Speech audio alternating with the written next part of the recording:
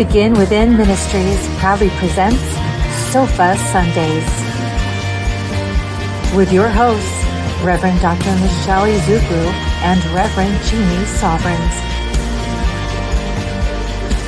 Sundays at 11:11 a.m. Arizona time and rebroadcasts on Mondays at 7 p.m. Mountain Time. Come join us on the sofa every Sunday morning. Sofa Sundays with Michelle and Jeannie. Learn more at www.beginwithinministries.com. In partnership with New Thought Media Network.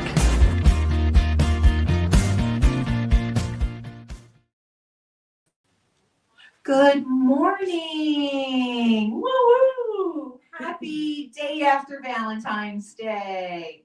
Now I have to check our volume. Yes, we are working. Good deal. All right, that's my biggest concern always because, you know, when the volume doesn't work, I solve world problems. Every time. I can't tell you the amount of things we have solved on the sofa when the volume goes out. But of course, I can't tell you because, you know, volume's out. Yeah. So that's the thing. Well, welcome to Sofa Sundays. I'm Reverend Jeannie Sovereigns, and my guest today is my good friend, Deborah Covington. Hello. I'm pleased to be here. I am so glad you're here. So close. Deb and I have a, I was going to say a routine, but that's not the word I want, where we go out to dinner.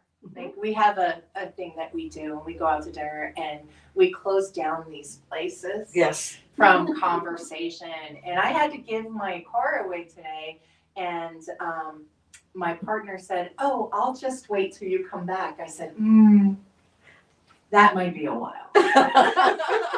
Yeah, our dinners were like 3 hours. Yeah, 3 hours. Yes, they actually start cleaning up around us and putting the chairs up. So you know, there's that. So we are here at the Unleash Your Life Studios at 7220 North 16th Street in Phoenix, Arizona, building A1, and you'll know that because the girls are on the tour. And if you're in Phoenix, Arizona, you're never late to be on the sofa, so come on down.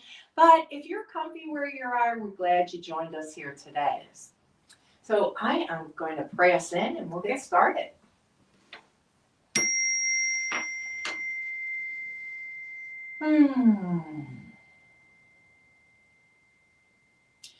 So in this space, in this moment, in this divine presence that is the field of infinite possibilities, I know and speak my word as law, commanding that this time together is good, knowing and affirming that everything spoken and heard is exactly what is needed. What is shared is already done in the divine mind. And I speak my word for blessings upon leaders and teachers of all faiths and all cities, countries, throughout the world, that they are divinely guided, guarded, and protected. That our leaders of politics as well as religions dig down deep into the heart of compassion that they are to bring forth what is needed as we go forth at this time in this world. And for this I am so grateful. I am grateful for the compassion, for the love, for the joy, for this beautiful experience of life that is nothing less than perfect. And for this I say thank you, God, thank you, life, thank you, universe. And I let it go, and I call it good. And together we say, and so it is. Compassion. Compassion. That's our theme today. Compassion opens doors to greater understanding. And we were talking a little bit about that beforehand. I mean, well, we've already been here an hour talking, so you've missed us solving the world problems as well. I just, What's your take on how compassion changes things? You know, it's interesting that you asked that, because when you let me know ahead of time that our talk was going to be centered around compassion, I tend to go on the internet and look up what the definition is. And I find it surprising that sometimes the definition that we are taught is not the same as what spiritually comes through. For instance, I wrote it down so I wouldn't forget.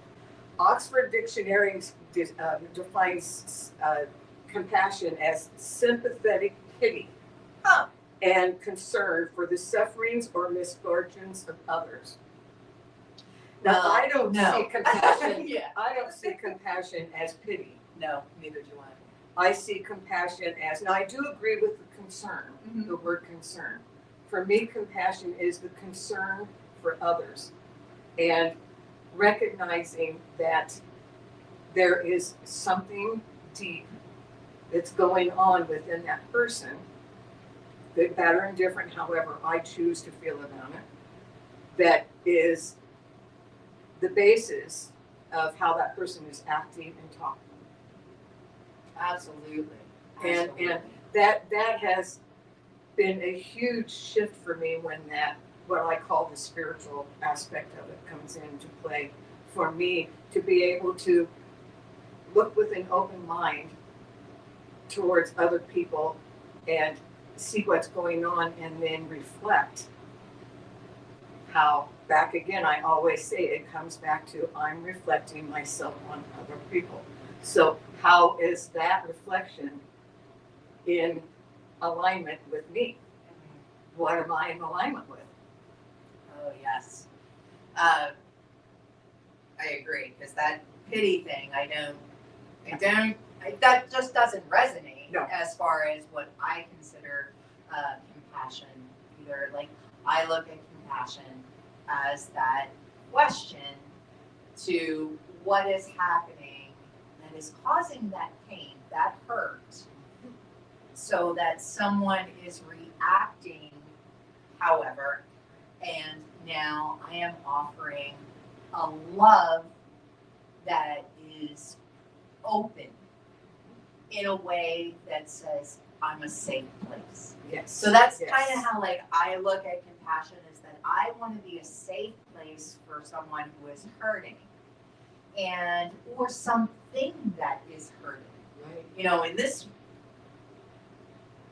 world today, like, I really try to, like, not go off on my soapbox tangent, but there is a lot of things happening where there are people hurting, right? We have thousands of witnesses for the Epstein files who are hurting. Yes. You know, there's this part of me that hurts because I have experienced molestation. So there's that part that identifies, and then there's that part of me that has healed, and then is above that wants them to have that closure, that healing, that experience of justice. Right. So yeah, I think for me right now, my heart is open and compassionate for that experience that we see unfolding. You know, that's a lot. Yeah. Part of the compassion for me, it came through therapy, and recognizing that all perpetrators were victims first. Oh, absolutely. All of them. You know, they were groomed Exactly. because of that. Exactly. That's where that term of compassion brings in, opens the door to understanding.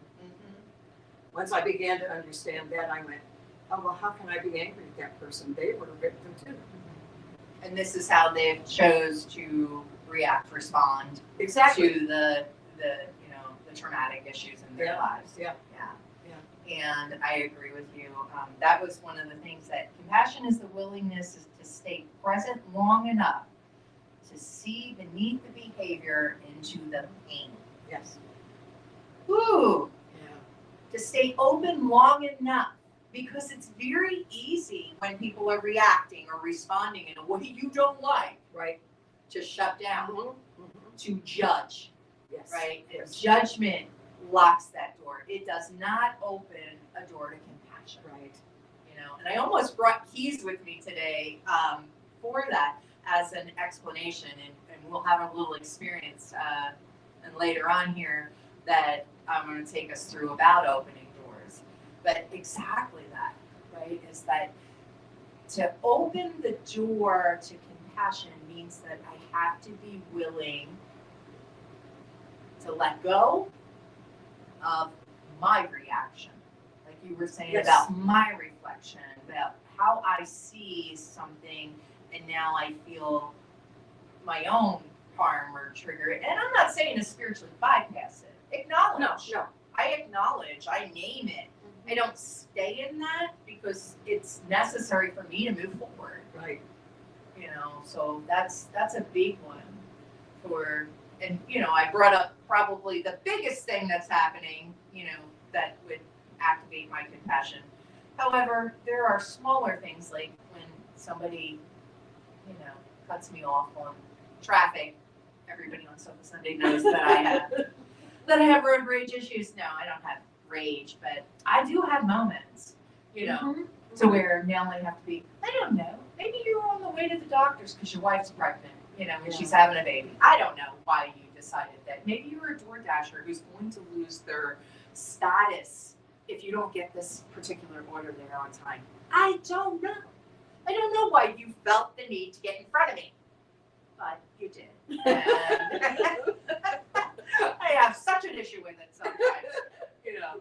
And I hope that the people that I cut off have compassion for me. Yes. One of the things that I wanted to share in what you're talking about that's going through my mind too is I focus a lot and I talk a lot about unconditional love. And unconditional love has many aspects to it. And compassion is probably one of the most powerful aspects of unconditional love. Because there's no way that I can unconditionally love anybody unless I am compassionate with myself first. Self-compassion, yes. And then that falls into and flows into compassion with other people, but it has to begin with the self first. Yes. You know, and like you said, I'm not always there. Mm-hmm. I have moments of judging myself and going through all that stuff, you know, and I recognize that the longer that I am focused on this work, this practice, like you said, the less I stay there. Yes. It doesn't take me as long to recognize it right away and go, oh, wow, okay, and keeps me from reacting to it, lashing out. Sometimes I don't get it right away. Right, right. You know, and there's where I think about that. It's like, no, I don't always get it right away. I'm hungry, angry, lonely, tired. You know? And I respond out of that, or I react out of that. And then I see, and that generally happens to my partner, you know, that who gets Exactly that response from me. And then I see the reaction that is on her face, and I'm like, okay. And that's where self-compassion comes in. Okay, well, I created a little mess here. So now, one, be okay. You made a mistake. You know, you caused some harm. And say, I'm sorry, hon. I didn't mean to. I would really love for us to get some food now so I can stop being, you know, or whatever the case may be, you know. But that is like when you can see another, and you brought this up earlier before we came online about being present. Now, you can't be compassionate if you're not present. If you're not in that moment, because you're not paying attention then to yourself, to others, to the atmosphere, the environment, whatever is happening. So that's the other thing that I see when I judge. When I go into judgment, I really leave the present moment of actually what's happening, and then I add in what I think is the previous experience to that person. You know, oh, that person's acting like that because they are blah, blah, blah, whatever, you know. They're mad because I am tall. They're angry because they have to sit in an uncomfortable seat. Like, I start adding in stories of why they're wrong, you know, and I can't come up with, because I learned to stop doing that. So I can't even come up with good stories anymore. But, you know, I start with that judgment and giving them all kinds of background that has nothing to do with them. Exactly. It's all my story. Exactly. And then Yes. I'm just like, whatever. And I'm totally out of the moment. I'm not present with this Right. person and not able to be compassionate for them or myself when I'm in judgment. Yeah, absolutely. Yeah, that can be the wrecking ball of things when we judge others. I like it when you said that judgment is a door closer. It is. It really is. You know, it's like that deadbolt lock that we put on things. It's like, okay, because now we've just put somebody in a box. Right. There you go. But You what are we're really doing is we're putting ourselves in a box, right? Because there's only one. Exactly. There's only one of us here, one thing happening. And the individuation is having fun playing the game, right? That's right. That's where we're at there. One of the things that I was looking at was how with Ernest Holmes, compassion really goes with creativity, right? The creative intelligence that is. So if you're in science of mind or new thought process in general, the kind of idea behind it is that we operate in this reality that we create as individuals for ourselves, and that every emotion, every feeling, every thought that comes forth from us is created, whether you want it to or not, Right. whether you believe it or not. Yeah. You don't have to believe it. The law doesn't care. You know, it's kind of like gravity. Gravity doesn't care if you believe it or not. You Right. know, like gravity just happens, you know, and the law of cause and effect, very much the same. It just is. So, you know, the law of mind is that same way, whatever we're putting out, whether it's our energy, our emotions, our thoughts, our words, all of this is creative. That's why it's so important, I think, to pay attention to the frequency we are bringing to every interaction. Oh, absolutely. Yes, Because absolutely. we have the power to raise it, Right? or not, Yes. Yeah. you know? Yeah. And that's so much happening in this world. I think that this is the time period to really pay attention and raise the vibration, raise the frequency. It seems to me, now I have not lived for hundreds of years, so I can only go by my experiences to date. It seems to me that the times that we're in right now, in this illusion that we're having the experience with Yes. right now, is a deep, deep call for us to recognize that we are creating everything we experience, everything. The person that comes up and says something uncaring or mean to us, we call that in. And that's a difficult thing right now for a lot of people to accept. Mm-hmm. They don't want to accept it because It's hard to accept. it is because when you even feel so much, collectively, yes, right? That's where we're at. This is the collective consciousness that has called this in right now. yes, And we're part of that. yeah. So my belief is that because we have all of this information coming available to us through the internet and so on and so forth, is really a timing for us to really open our eyes and recognizing we're calling this in. Each one of us is calling this in. When I was younger, before I but before I recognized the reality of this for me, I would sit and think, well, so why is it that some people experience some things and I don't experience it? And why is it I experience some things and they don't experience it? And I've realized the answer is because I'm calling it in, they aren't, or they're calling it in and I'm not. Right. And that is such a mind shift.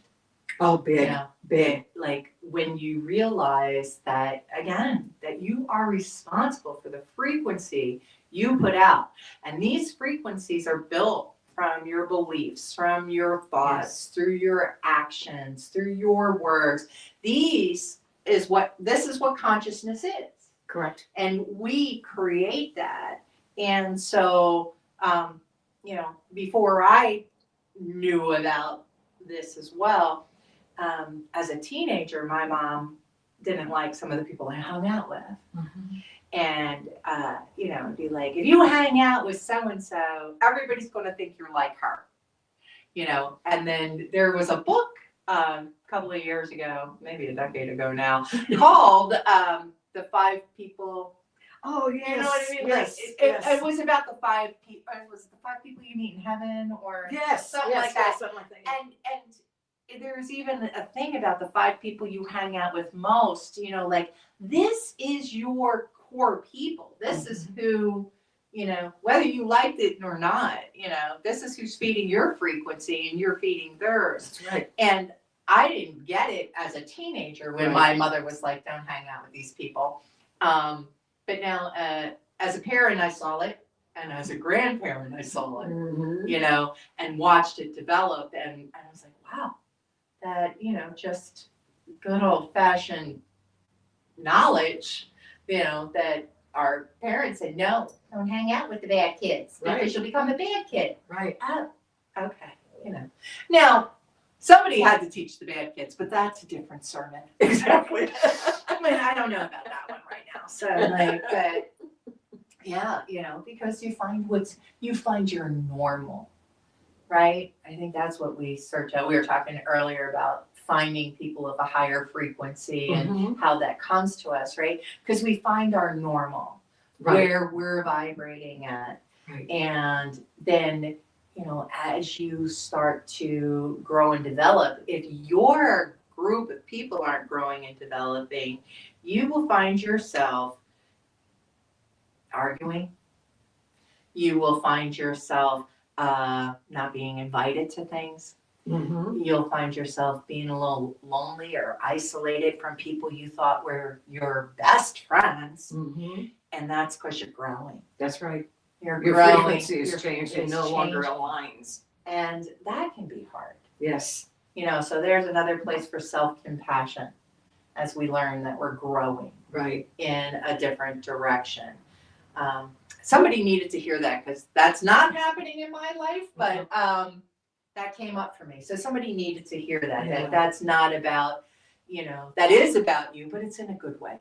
It's, It really is. It might not feel so good, but it will. So, just have some compassion for yourself as you grow and as you start to spread your wings on that. You can't hang out with the caterpillars once you become a butterfly. I remember years ago, Abraham Hicks said that when you are focusing on living consistently in higher frequencies, you're on the leading edge. Mm-hmm. And the leading edge is very narrow. Yes. And can be very lonely. Mm-hmm. Yes. And it can be. That's a really, a brave place to go, because a lot of people stay stuck. It is, yeah. In order to be comfortable. Uh-huh. Mm-hmm.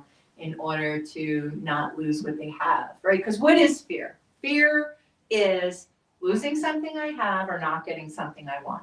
Right? This is why we get afraid. Right. And, if I am somebody who is enjoying the experience of having a social group, a friend group, and then all of a sudden it starts to get smaller, or it starts to feel uncomfortable, I would have a fear of losing something Right. that I have, that I enjoy.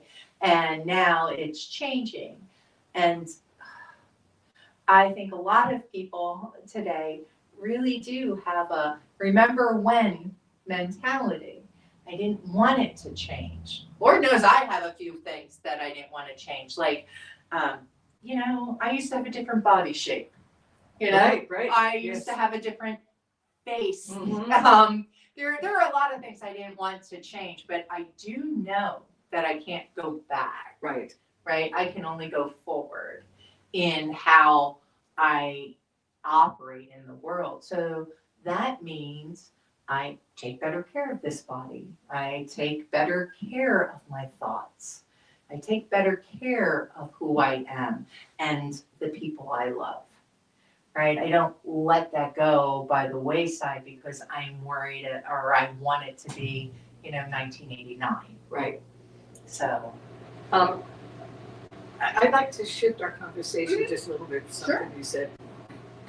I'd like to talk about this concept of being comfortable. Okay. It appears to me that part of being in this human experience is finding comfort. Sure. There have been times in my life when I've heard others talk about don't let yourself get too comfortable. And it would trigger me. And so I went through years of going, okay, well, I'm just resisting this. And then over time, I began to recognize, for me, thinking of it from a higher level, if I came into this being, if my consciousness came into, or the consciousness of the creator came into creating this being that desires comfort, then that's not wrong. And then I began to realize when times in my life when I would begin to feel uncomfortable, that was because it was time for change. Right. It's the discomfort that brings on the desire and the openness to change. Now, it's a different level for each of us, how much discomfort we're going to put ourselves through, and we do put ourselves into that position before we then relax into the shift and the change and become comfortable with it. I love that. I love that yes, that's a great shift because I think we do concentrate on saying things like comfort zone, get out of your comfort zone, versus acknowledging the discomfort that happens or the uncomfortability that we're in and moving from that. Because you're right, that is when I want to change. That is when I become uncomfortable, when I have discomfort, it is generally because I have a new longing, a new desire, not because I've decided that the comfort that I'm in, I shouldn't stay in. Exactly. Right? That's the point I was trying to get to. Thank you. I love to be comfortable in relationships and jobs and as I sit here on the sofa, yes. Right? And if any of those things become at a level of discomfort or uncomfortability, then I have to question, what is it that I'm longing for to move forward? Yes. That should be your decision, not an outside force. Exactly. That's I think is so important. I do too. Because it's not outside forces that can change us. Mm-hmm. I wish. You've had experiences in recovery, and I have too. And the first thing that they tell you is you can't do this for somebody else. Right. It will not work trying to do no this because human power. That's right. No human power, and so many wives, mothers, husbands, girlfriends, boyfriends, children. Why can't they get sober? Why can't they get clean? Why can't they be something different for me? That's right. Yes, because no human power could relieve our addiction, whatever that is.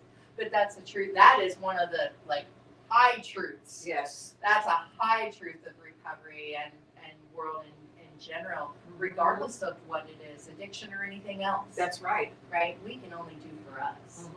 And I will admit, I don't change until I am uncomfortable. What's the point? Exactly. Why do I have to when things are good? Exactly. Things feel good. Why? But there are people that are a little restless, and that's a whole different day on the sofa. Right. But there are people who feel only comfortable being uncomfortable. You remember those people. The people that complain, the people that are like, restless, they're always moving and whatever. That's their comfort zone. It really is, yes. Like it took a long time for me to get that when I would be in that. Like it's something that I have in my makeup that I was like, well, wait a minute. This is how I process when I'm when I'm angry, I clean. But I don't like cleaning any other time. You know what I mean? So like my comfortability factor, if you come to my house and it's clean, guess what? I've been pissed off. Like that's how it goes, right? So I think there's things to that to realize that each individual has their own way of dealing with their comfort zones or uncomfortable zone, and how we move forward in that. And then again, I love that you talked about self-compassion because I didn't go there on it. My gosh, that is so important. Oh, yeah. So important to have compassion for ourselves. Because Everything we do has to do with ourselves. Yes. We know no other way to be in this experience without it all being about self. Right. Now, like you said before, self is all of us. It's oneness. However, the way this brain works is it has to begin with self first. Right. This individuation. Yes. And when it does, what a beauty it becomes because it's so much easier then to bring that forward to others. Yes. Right? Because then especially compassion, because then I get it. I get why you're angry. I get why you're feeling lonely or frustrated or whatever, because I've experienced it inside of it. I think there's the big thing, right? Compassion has a lot of empathy to it, where it's like, I get you because I've experienced it too. Yes. And, that is where bonding happens a lot of the times, trauma bonding, but bonding nonetheless. Yeah. That, we say, oh, that feeling, I know what that feels like in my heart, so I open my heart to you because you have that experience as well. So that there's that, and it doesn't have to be the same experience for the feeling to be the same. Yes. That I really did learn in recovery. Like I would hear people talk about, from being abused as a child to being in prison, right? I didn't have either one of those experiences, but what I heard about was abandonment and isolation and not feeling loved, right? So when I heard those things, those feelings, I could identify with. Yeah. And that's where compassion starts with, right? Is that identification inside ourselves for another. I was reading something this week, and they were talking about. I focus a lot on energy and frequency, obviously, and they were. This person was talking about love because it was going into Valentine's Day, obviously, and started talking about love and the human concepts of love. And what stuck with me most was when he was saying that the frequency of love that we then become aware of and feel and express that with someone else, what we're really doing is we're not loving them. We're not loving the person. But what we're doing is we are igniting that same frequency within them. Same happens with hatred, with judgment, with racism. Right. Everything that we are projecting out, it is igniting within that person the same frequency. Yes. And when that hit me, I went, oh my goodness, I just got chills. I went, wow, that makes it so much more important for me to be constantly, consistently aware of my thoughts and what I'm putting out there. Right, right. And that's where we talk about being conscious, Yes. right? Like on purpose, present. Right. Right. There's so there's this app called Marco Polo, and it's kind of like a video text app. And so this is how my daughter and I communicate. And so I generally do it while driving. I have a little thing in my car and I just do it. And I was telling her something and then I went away. Don't even know where I went, but then I realized I went away and I was like, okay, so this is what happens with older people. And she said it was really funny because I saw it happen.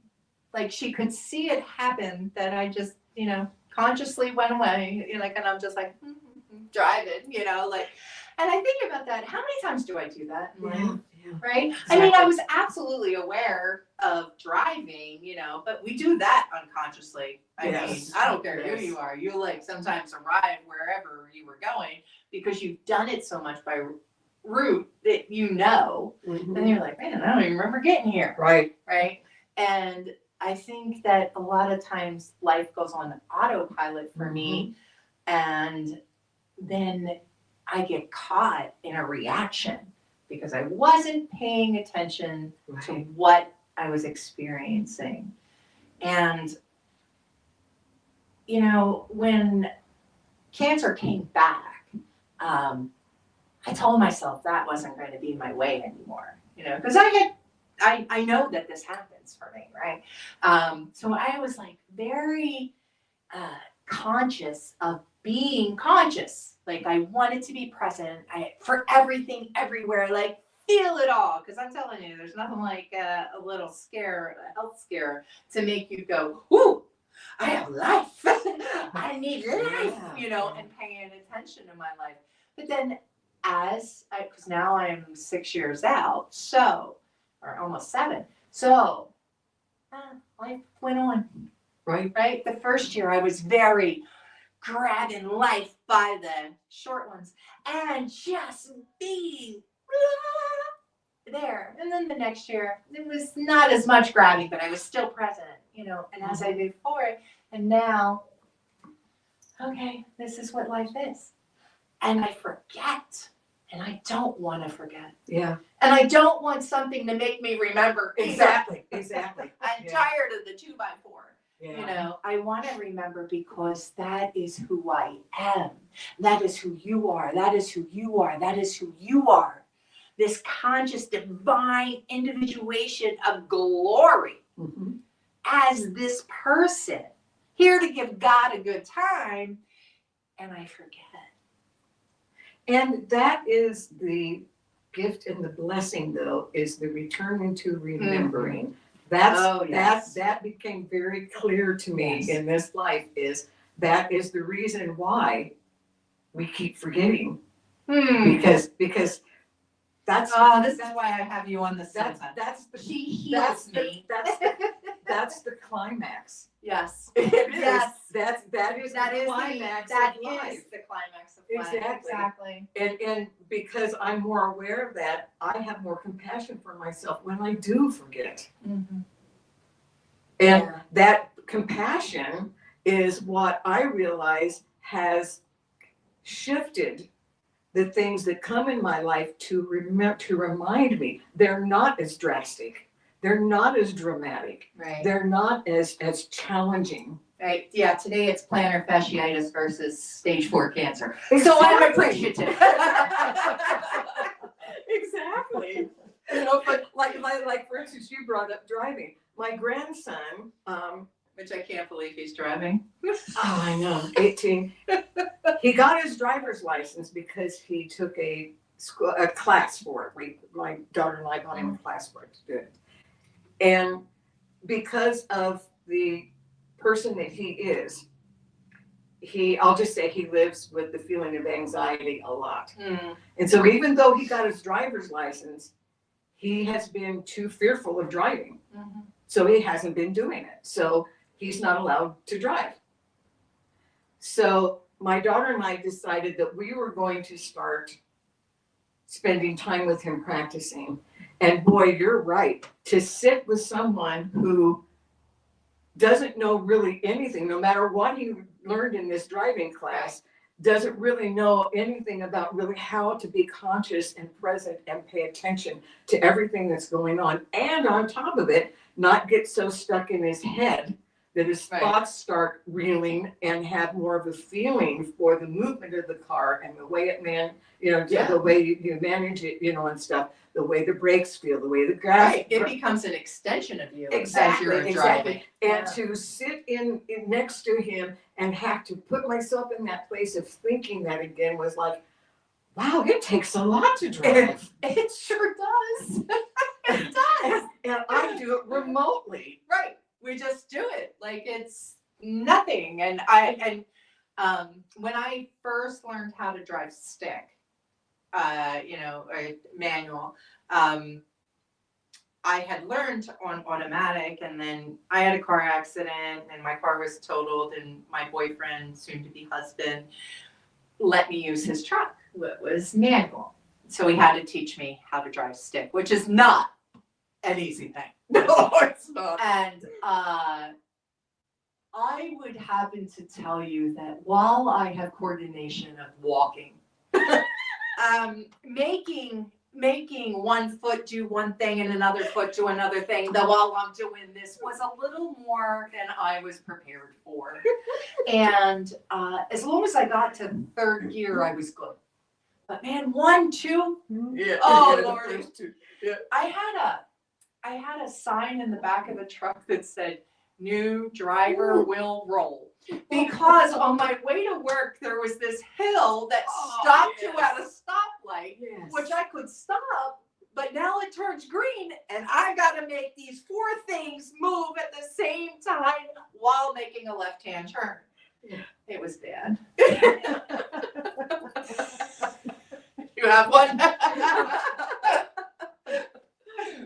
Well, I grew up in a small town, so learning to drive was pretty easy because we were out in the sticks. But as I got older, my dad wanted me to help him with his delivery routes, and he had a 4-on-the-floor stick shift truck. So we had one stoplight in town, and I had to time it so that I was far enough away that I could see the stoplight turn green, so I could run to that. And then when I bought my first car, it was a stick. And I was going to the University of Arizona at the time, and I don't know if you've ever been on the highway that goes from Globe to Tucson. I forget what it's called, but it winds down into a canyon and then it winds back up out of the canyon. And I got stuck behind a 10-wheeler one day, and I was in this 4-on-the-floor, fearing that I was going to be smashed between these 2 vehicles because I couldn't get the coordination going. I was like, if I ever prayed, that was then. But I understand what your grandson is going through, because I'm at a point now where I cannot drive the freeway because I don't feel like I have the awareness or so I haven't driven the freeway ever for the last 5 years, just because I take surface streets, which is why it takes me longer to get places. Right. So I understand, and I have great empathy for that because it's not an easy thing to overcome. Right. Yeah. And I've driven the freeway many times, but I haven't done it for 5 years. Right. So Yeah. I understand. I totally understand. So, I get that too. I drove motorcycles for years, Oh Lord. and learning on a motorcycle. Now, I had driven for a long time on stick shift, so I was very comfortable with that. And thank God I was, because that did help. But then bring in the aspect of now you've got to be concerned about your balance. Yeah. Because when you stop those wheels, guess what? If your feet aren't down and you aren't solid, that machine goes. Dakota and I did take classes to learn how to ride motorcycles, and I was able to make it and stop it, and that was it. Yeah, because I had a fear that this would not be. Now I can ride on the back. I can fall asleep on the back, which the person trying to balance you, they're not real happy about that when you fall asleep behind them. Yeah, that's not a good thing. Just, but my daughter's the same way. She falls asleep on the back of a bike, so yeah. Yeah, and we're big girls. You don't want us to fall asleep on the back. It's ridiculous on the way. Yeah, but anyway, back to compassion. Yeah. And I did post in Sofa Sundays, I did a holy shift on compassion, and I said, compassion is the master key. It unlocks rooms my judgment could never enter. Yeah. And, when we were thinking about that, and we were talking about this, opening doors to greater understanding, I have just recently been to Dream Builder, which is Mary Morrissey's expansion, like entry level expansion on building your dreams. And one of the things she talks about is doorknobs. Okay. So that it was a presence thing. Like every time she touched a knob, and now I can't remember what her comment was on that, but it was a presence thing that every time she touched a knob, like, what door am I opening? Where am I at? Kind of like, where are your feet? Yeah. One of those presence things that when you did it, you knew that you were in your body. Right. And I think that when it comes to compassion, when it comes to awareness, our fears being alleviated, or even just the self-compassion, as we were talking about, coming back, beginning within, getting back in to who we are, is the biggest thing we can do for ourselves. Yes, absolutely. It really is. Like, it's so easy to be so concerned about the outside stuff. And, we are consciousness informed. So the outside stuff is already in. Right. Right? Like, so everything Right. that's happening out there, like we were talking about, like, we're part of that frequency, and that frequency is part of us. So I get the wanting or the desire or the, ability to be all in this outside thing, whatever it is, news, your personal life, social media, cheerleading, whatever. That's still part of you, right? So this aspect that we are is, there's no real defining, this isn't me. Correct. Right? So this is, we are one. So what can you bring to that is where we really want to go. Mm-hmm. What we're going to bring to Mhm. that. And some people know that they're going to bring not good energy. Yeah. And they desire that. Exactly. That's their desire. That's their longing. That's how they're growing and learning whatever it is they need to grow and learn. And I judge that. Sure, I do. I'll be honest. That's a judgment call on mine. And again, they judge me, right? They see something different when they see my actions, right? So we all have to be okay with other people acting the way they act. And I don't mean like, okay, it's okay that you did it.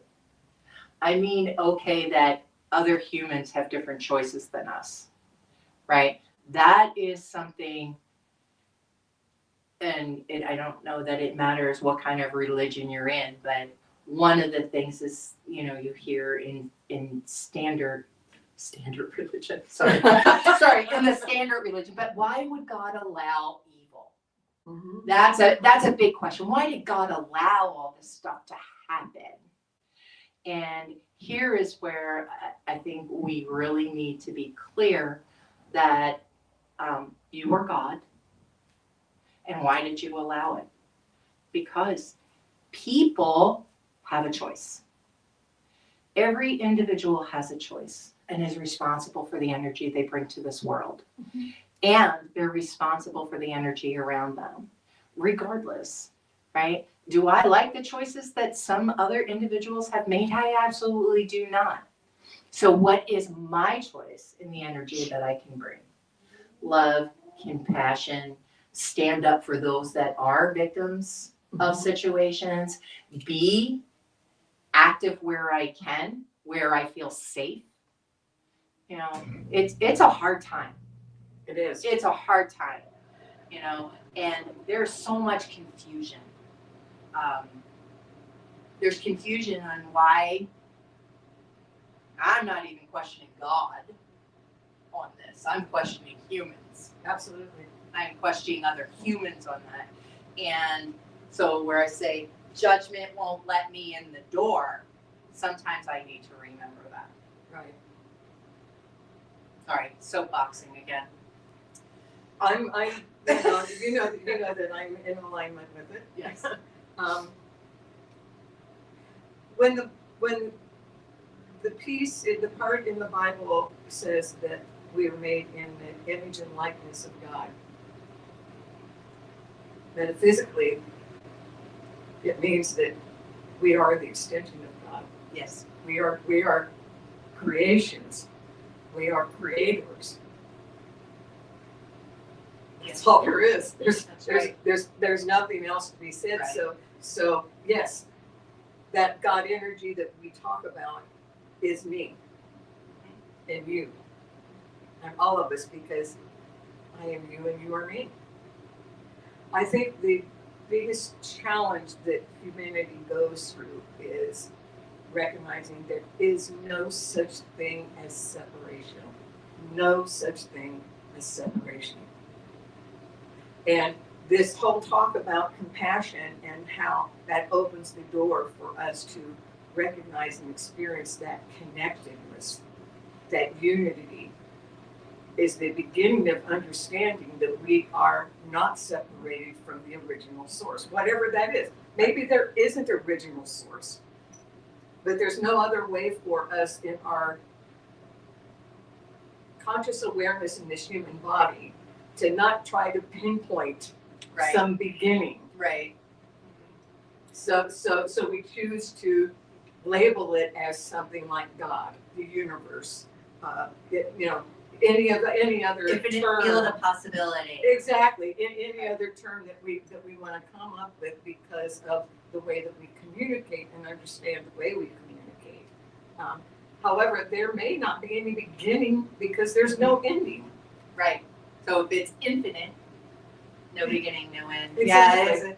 Yeah, we'll get you into quantum worlds here.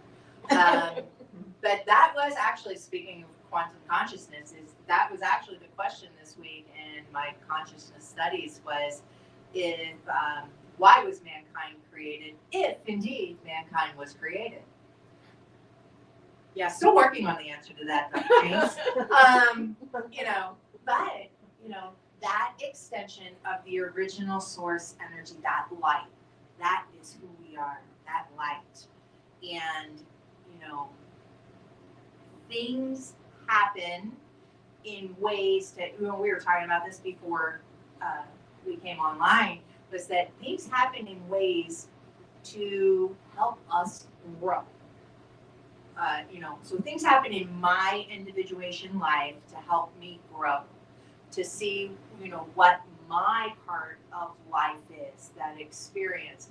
And some of them I don't like, but did I grow from them? Absolutely, because hindsight is wonderful, right?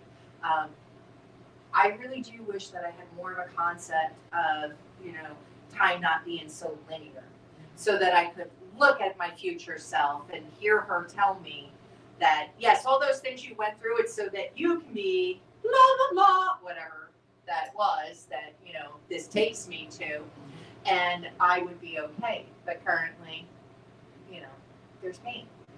Currently, there's discomfort. As we talked about it earlier, there's that discomfort, and I have a longing for something different. And in order to go that direction, there's some steps there. I'm not there yet. And I don't like the waiting room. I'm not a fan, and as I'm saying this, and that's why I have to sit down more often. Because I'm not a fan of waiting. Something just lit for Yes. up. It's like every time there's a pain that I can't move forward, physically walking, move forward, I'm starting to realize that is part of the thing. Because I don't like waiting, so I won't sit down long enough to hear and be aware of clarity and what the next step is, because I keep stepping forward before I know. So, I don't know how are we doing on time? Oh, I don't even know. It's 12:05. We got some time. Did you have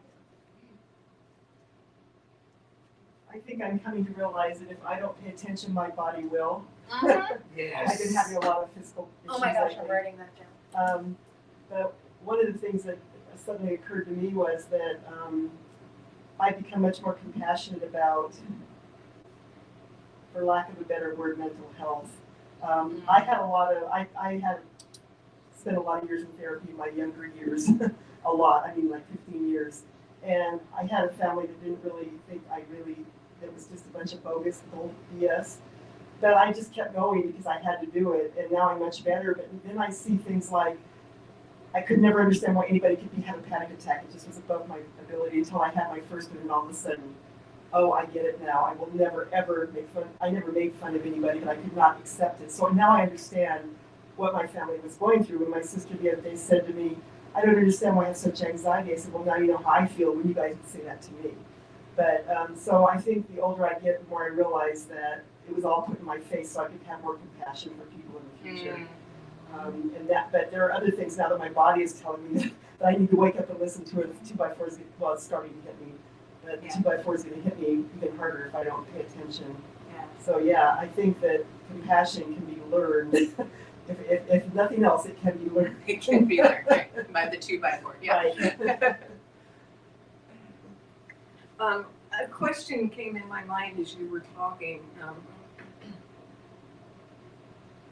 What about if this life is not about growth at all? What if this life is just about experiencing movement and changes? Well, our change is growth.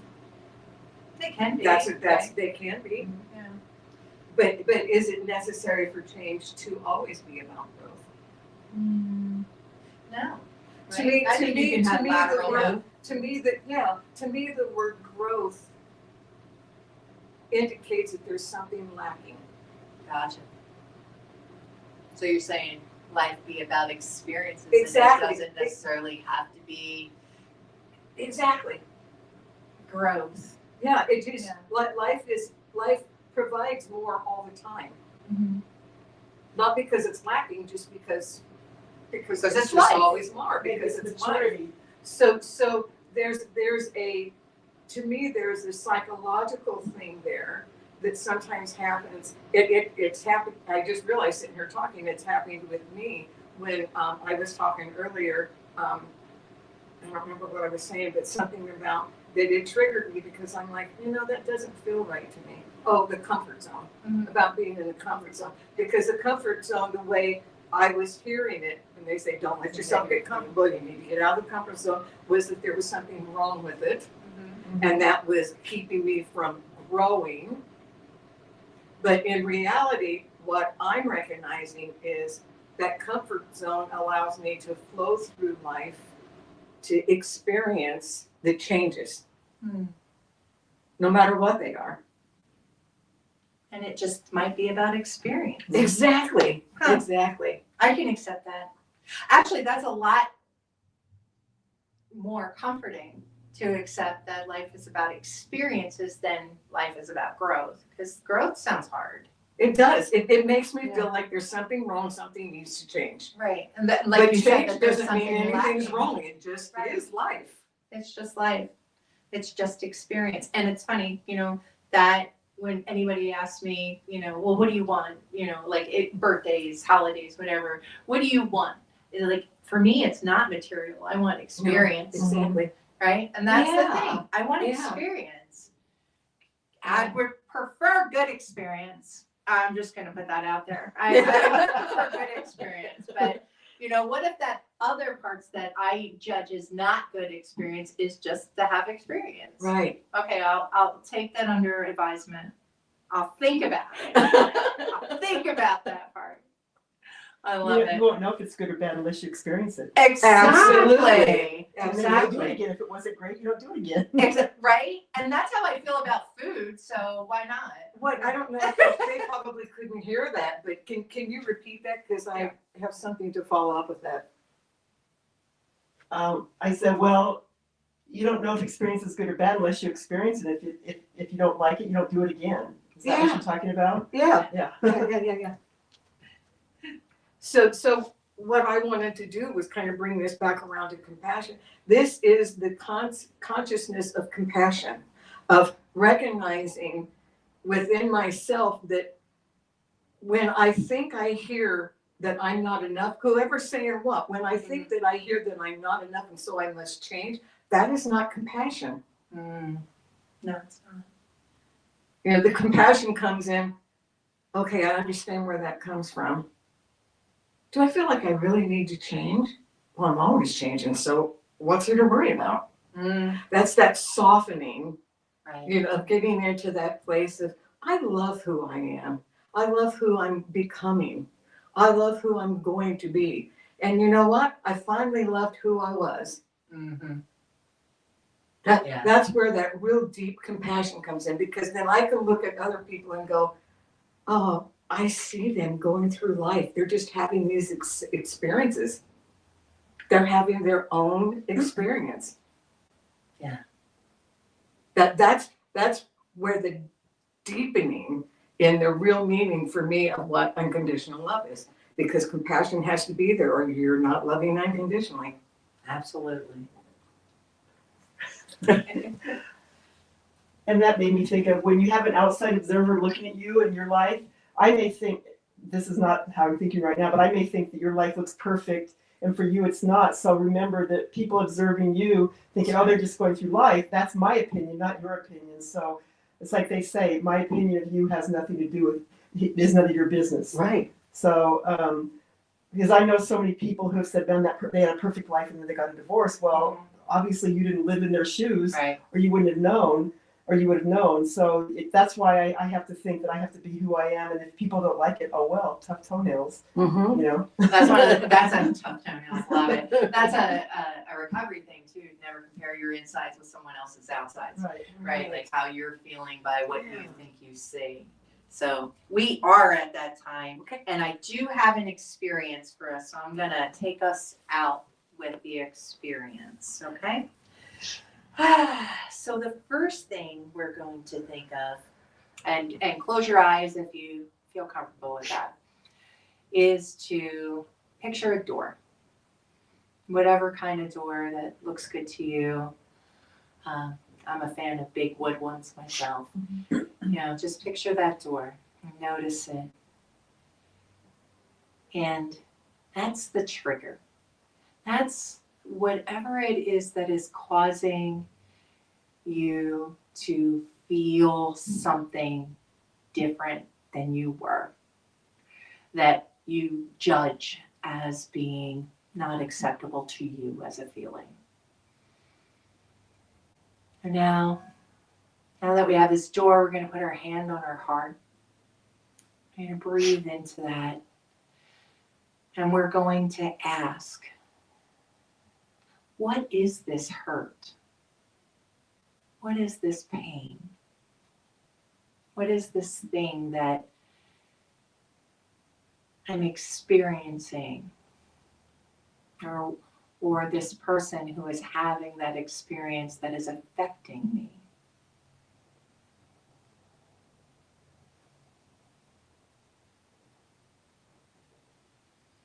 And now as we breathe into that, we're going to bring love to that unconditional love, that peace.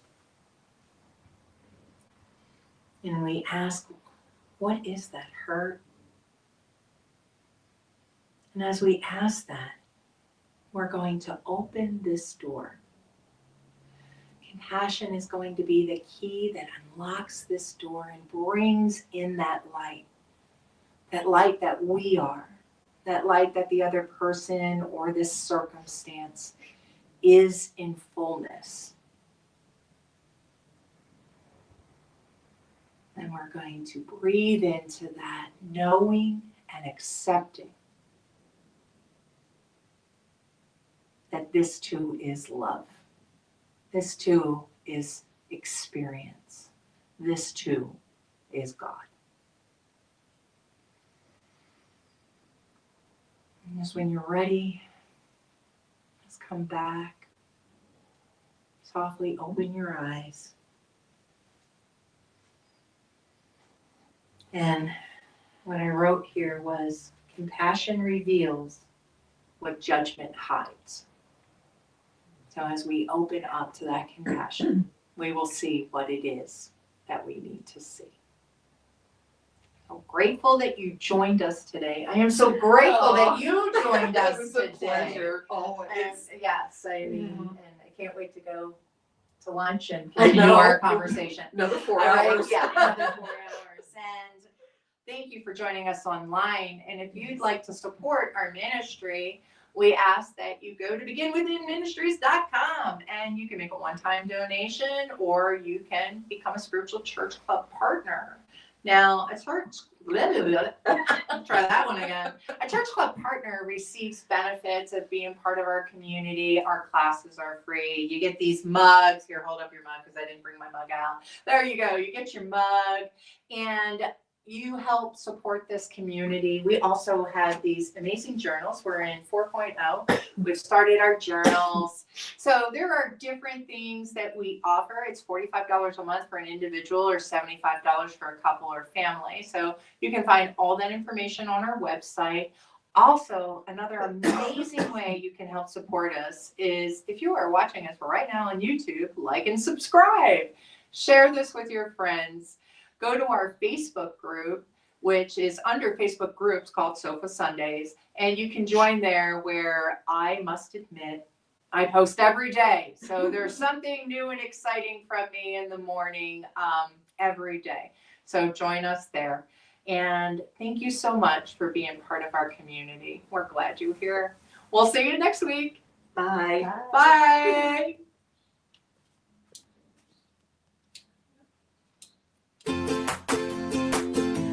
Thanks for watching. Tune in again next week at 11:11 a.m. Pacific Time, or Monday evening at 7 p.m. Mountain Time.